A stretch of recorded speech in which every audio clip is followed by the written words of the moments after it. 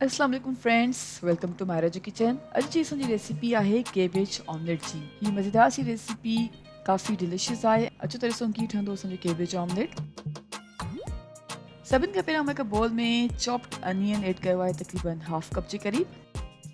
Cabbage बंद गोभी, cabbage बि मां ऐड कई आहे हाफ कप। ग्रीन कैप्सिकम चॉप्ड थियल आहे हाफ कप।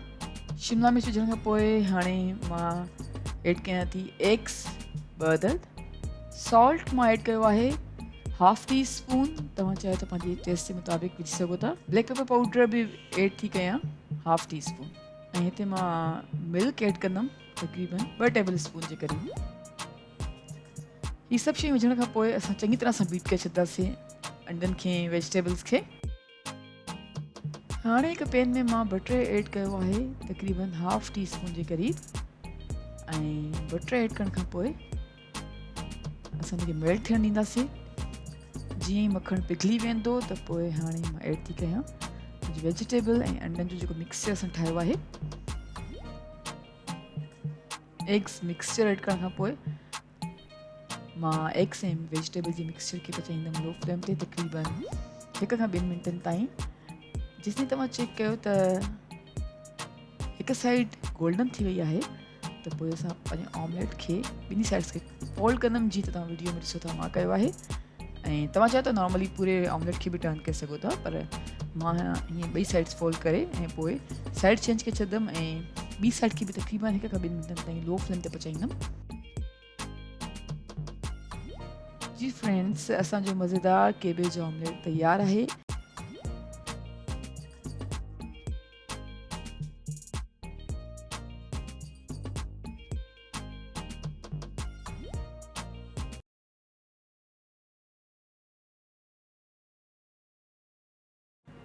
अस्सलाम वालेकुम फ्रेंड्स, वेलकम टू मायरा जो किचन।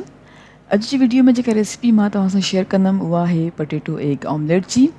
हीअ रेसिपी इंतिहाई आसान आहे ऐं मज़ेदार बि आहे। उमेद आहे तव्हांखे पसंदि ईंदी। अचो त पोइ ॾिसूं त असांजो पटेटो एग ऑमलेट कीअं ठहंदो। सभिनि खां पहिरियों मां हिकु पैन में तक़रीबन 2 खां 3 टेबल स्पून जे क़रीब तेल खे गरम कयो आहे, ऐं जीअं तेल थोरो गरम थियो आहे त हाणे मां ऐड कंदमि चॉप्ड अनियन हाफ कप। बसर खे पैन में ऐड करण खां पोइ तक़रीबन 1 मिनट जे लाइ लो फ्लेम ते पचाईंदासीं त जीअं बसर सॉफ्ट थी वञे। जीअं ई बसर थोरो सॉफ्ट थियो त हाणे मां ऐड कंदमि हाफ कप चॉप्ड पटेटो। आलू खे मां तक़रीबन हाफ कप आलू खे नंढनि नंढनि पीसिस में चॉप करे छॾियो हुयो, ऐं आलू ऐड करण खां पोइ हाणे 1 खां 2 मिनट्स जे लाइ लो फ्लेम ते असां पचाईंदासीं त जीअं आलू बि सॉफ्ट थी वञे। फ्रेंड्स, आलू ऐं बसर खे 1 खां 2 मिंटनि लाइ पचाइण खां पोइ हाणे मां ऐड पई कयां चॉप्ड टमेटो जेको आहे 1/4 कप, ऐं चॉप्ड ग्रीन बेल पेपर इहो बि आहे 1/4 कप।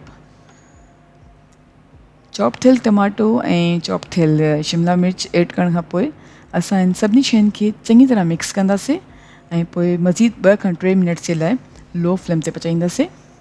फ्रेंड्स, हाणे मां ऐड पई कयां सॉल्ट जेको आहे हाफ टी स्पून, ऐं ब्लैक पेपर पाउडर विझंदासीं 1/4 टी स्पून, ऐं ग्रीन चिली हिते मां खयो आहे 1 अदद वॾी साइज़ जी ग्रीन चिली जंहिंखे मां चॉप करे छॾियो आहे। तव्हां चाहियो त घटि या वधीक बि करे सघो था। चङी तरह सां मिक्स कंदासीं सभिनी शयुनि खे, ऐं हाणे मां हिनखे कवर बि कयां ऐं तक़रीबन 2 खां 3 मिनट जे लाइ लो फ्लेम ते पचणु ॾींदासीं। जी फ्रेंड्स, जीअं त तव्हां ॾिसी रहिया आहियो त तक़रीबन 2 खां 3 मिनट्स लो फ्लेम ते पचण खां पोइ असांजा वेजिटेबल्स ऑलमोस्ट तयारु थी चुका आहिनि, पची चुका आहिनि। त हाणे मां ऐड पई कयां हिन में एग्स। मां खयां आहिनि हिते 4 अदद एग्स, ऐं उन्हनि खे वेजिटेबल्स जे मथां ई असां ऐड कंदासीं। तक़रीबन 1 टेबल स्पून जे क़रीब मां वटि चॉप्ड ग्रीन कोरिएंडर आहे, ऐड करे छॾियां थी। कवर कंदासीं ऐं मज़ीद 2 खां 3 मिनट्स जे लाइ असां लो फ्लेम ते पचाईंदासीं। जी फ्रेंड्स, जीअं त तव्हां ॾिसी रहिया आहियो त तक़रीबन 2 खां 3 मिनट्स ताईं लो फ्लेम ते पचण खां पोइ असांजो मज़ेदार सो पटेटो एग ऑमलेट बिल्कुलु तयारु आहे।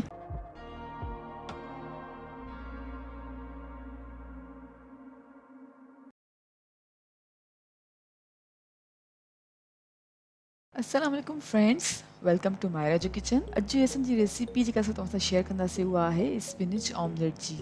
हीअ रेसिपी काफ़ी डिलिशियस आहे ऐं हेल्दी बि आहे। सो अचो त ॾिसूं कीअं असांजो स्पिनिच ऑमलेट ठहंदो। सभिनि खां पहिरियों मां हिकु पैन में ऐड कयो आहे तक़रीबन 1 टेबल स्पून जे क़रीब ऑयल खे थोरो सो गरम कंदमि ऐं पोइ हाणे मां ऐड करे रही आहियां चॉप्ड बेबी स्पिनिच 1 कप। तव्हां चाहियो त स्पिनिच जो नॉर्मल पत्ता खणी सघो था, मां बेबी स्पिनिच यूज़ कयो आहे, तव्हां नॉर्मल स्पिनिच बि यूज़ करे सघो था। स्पिनिच 1 कप ऐड करण खां पोइ असां पचाईंदासीं तक़रीबन 4 खां 5 मिंटनि जे लाइ मीडियम फ्लेम ते, ताकी स्पिनिच जेका आहे उहा नरम थी वञे ऐं सही सां पची बि वञे। तक़रीबन 4 खां 5 मिंट ताईं मीडियम फ्लेम ते पालक खे पचाइण खां पोइ असां हिकु साइड ते रखी छॾियूं था।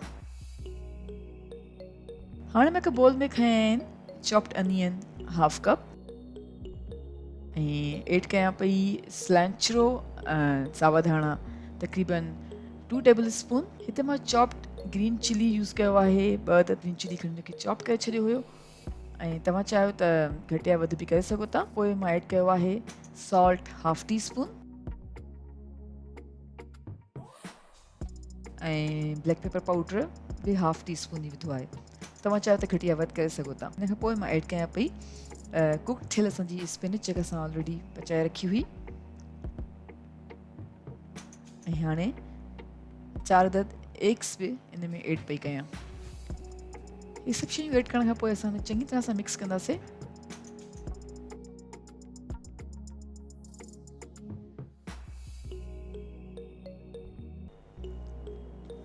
अंडा ऐं वेजिटेबल ऐं इहे सभु स्पाइसिस जेके आहिनि सही सां मिक्स करण खां पोइ हाणे मां हिकु पैन में बटर ऐड कयो आहे 1 टेबल स्पून।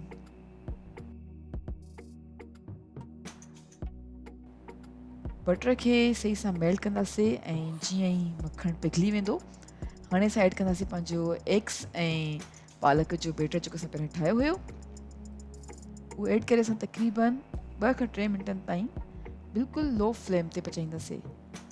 बाहि बिल्कुलु हल्की हुजे। 2 खां 3 मिंटनि ताईं लो फ्लेम ते अंडनि खे पचाइण खां पोइ असां चेक कंदासीं अगरि हेठां गोल्डन थी वियो आहे ऐं पची चुको आहे त पोइ हाणे असां ऑमलेट जी ॿिन्ही साइड्स खे फोल्ड कंदासीं जीअं त तव्हां वीडियो में ॾिसी रहिया आहियो। ॿई साइड फोल्ड करण खां पोइ हाणे असां ऑमलेट जी साइड चेंज करे छॾींदासीं ऐं ॿिए पासे खां बि पचाईंदासीं तक़रीबन 1 खां 2 मिंटनि लाइ लो फ्लेम ते, छो त पालक पहिरियों ई पकल हुई ऐं असांजी ॿिया जेके वेजिटेबल्स आहिनि उहे ऐं अंडा कुझु वधीक टाइम न वठंदा पचण में। सो 1 खां 2 मिंट काफ़ी आहे। ॿी साइड खे असां 1 खां 2 मिंटनि ताईं पचाइण खां पोइ हाणे डिश आउट करे रहिया आहियूं।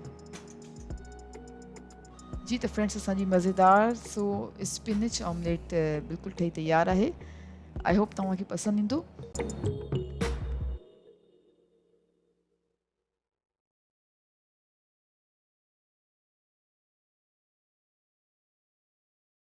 अस्सलाम वालेकुम फ्रेंड्स, वेलकम टू मायरा जो किचन। अॼु असां मायरा जो किचन में ठाहियूं पिया फ्लफ़ी ऑमलेट। हीअ फ्लफ़ी ऑमलेट जी रेसिपी काफ़ी मज़ेदार आहे। अचो त पोइ ॾिसूं कीअं ठहंदो असांजो फ्लफ़ी ऑमलेट। सभिनि खां पहिरियों मां हिकु बोल में ऐड कयो आहे 4 अदद अंडनि जी सफ़ेदी। हाणे ऐड कयां थी मिल्क तक़रीबन 2 टेबल स्पून। लूणु मां ऐड कयो आहे 1/4 टी स्पून, या पोइ तव्हां चाहियो त पंहिंजे टेस्ट जे मुताबिक़ घटि या वधि करे सघो था। ब्लैक पेपर पाउडर बि ऐड कयो आहे 1/4 टी स्पून। हाणे सभु शयूं ऐड करण खां पोइ अंडनि खे चङी तरह सां बीट कंदासीं। अंडे जी सफ़ेदी ऐं इन्हनि मसालनि खे चङी तरह सां तव्हां चाहियो त मैनुअल जेको हैंड बीटर हूंदो आहे उन सां कयो या पोइ इलेक्ट्रिक बीटर सां, जीअं तव्हांखे ईज़ी लॻे। अंडनि जी सफ़ेदी खे चङी तरह सां बीट कंदासीं त जीअं इहे फॉमी थी वञे, फ्लफ़ी थी वञे, जीअं तव्हांखे वीडियो में नज़र अची रहियो आहे। हाणे मां अंडनि जी ज़र्दी जेका अलॻि सां रखी छॾी हुई उनखे चङी तरह सां बीट कंदमि ऐं बीट करण खां पोइ उहे बि मां अंडनि जी सफ़ेदीअ में ऐड करे छॾियां थी। अंडनि जी ज़र्दी ऐड करे छॾी आहे। हाणे ऐड पई कयां ग्रीन अनियन, साओ बसरु आहे तक़रीबन 2 टेबल स्पून। ऑलिव्स मां हिते विझां थी 2 टेबल स्पून जे क़रीब ऐं इहो ऑप्शनल आहे, अगरि तव्हां चाहियो त न विझो। चॉप थियल ग्रीन चिलीज़ आहिनि, तक़रीबन 2 अदद सावा मिर्च खणी मां चॉप करे छॾिया हुया ऐं उहे ऐड थी कयां। सावा मिर्च ऐड करण खां पोइ चङी तरह सां मिक्स करे छॾींदासीं। हाणे हिकु पैन में मां विधो आहे तक़रीबन 2 खां 3 टेबल स्पून जे क़रीब कुकिंग ऑयल। तेल जीअं थोरो गरम थींदो त हाणे असां पंहिंजो अंडनि जो मिक्सचर ऐड करे छॾींदासीं। असां पंहिंजे फ्लफ़ी ऑमलेट खे पचाईंदासीं तक़रीबन 2 खां 3 मिनट्स ताईं, बिल्कुलु लो फ्लेम ते, बाहि बिल्कुलु हल्की हुजे। हाणे मां ऐड थी कयां थोरो श्रेडेड चेडर चीज़, तक़रीबन 2 टेबल स्पून जे क़रीब।